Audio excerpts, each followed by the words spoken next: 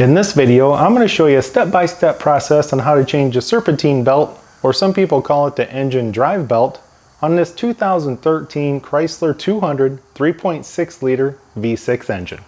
Change a serpentine belt on any car, or either print off a diagram or I just draw my own. If I can see it pretty good, I'll just kind of draw it out and I'll keep it on a piece of paper for reference.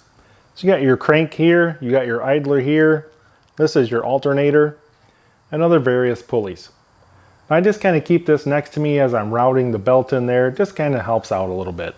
To get access to the serpentine belt, you need to take your passenger front wheel off, set that aside. If you're using a jack, make sure you use a jack stand just as a backup. And now we can get in there and see a little better. You have your tire off and out of the way. There's going to be a black cover right here, which is this one right here. It's held in place by a 1-10mm screw right here. There is also another screw back behind here. Now I just take this one screw out, let this kind of drop down. Then as you can see, I have a bungee cord right here. I just have it bungee corded down and pulling it out of my way. You don't have to remove it completely. With that cover out of the way, you can clearly see the engine drive belt or serpentine belt, whatever you want to call it. Right there is the crank, and you'll see that tensioner pulley right there. That's what we're going to be working on. There's going to be a slot in it there at the top. You can use a 3/8 drive ratchet to pull on it and release the tension. And now with a 3/8 drive ratchet into that square hole, you got your ratchet on here. You're going to push up.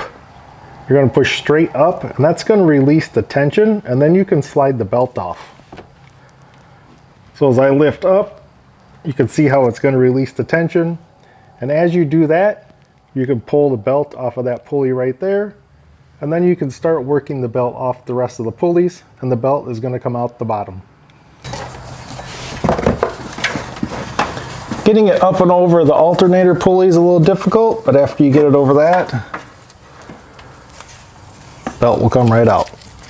Now if you want to check the condition of your belt, you just kind of fold it in a loop like that, and you'll start to see all the cracks that are in the belt.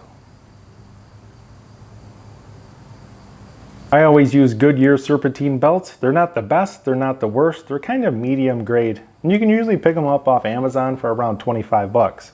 Now just to double check that you have the right length, I just kind of put them together like this, stretch them all the way across, and make sure that there's really like no big main differences. We're going to put the belt through the bottom, and it's easiest if you get around that alternator pulley first. You'll see it way up there to the right. It's kind of the highest point. So once you get around that one first, then kind of bring it down to here, loop it over around here, and then down around the crank. That's what's going to work out the best. So snake it through there and get it around that alternator pulley right there, and then the rest should be pretty easy. Use my diagram to help you out if needed. And once again, here's my kind of drawing diagram. You can take that underneath the car with you to help you out.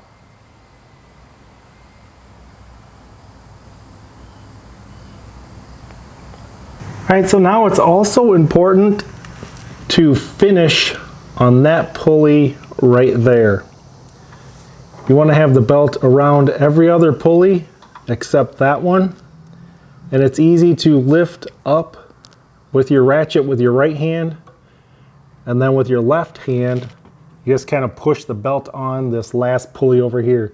For some reason, any other pulley you try to do last, it just doesn't work very well.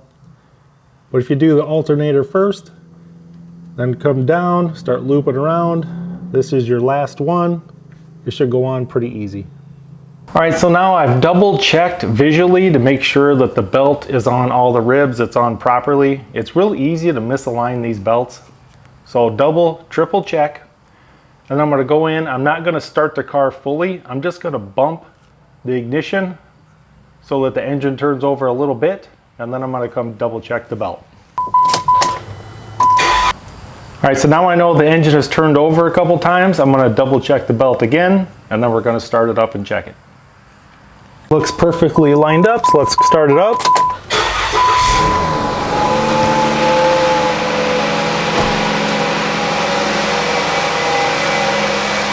Take a look here from the top. You could just barely see. If I move this hose out of the way, you can see the belt there on the alternator. Everything looks good. All right, so I've taken my bungee cord off this cover.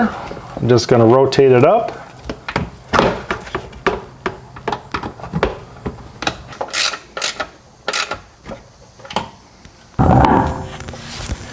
And we'll just go ahead and put the wheel back on. Your lug nuts to 100 foot-pounds.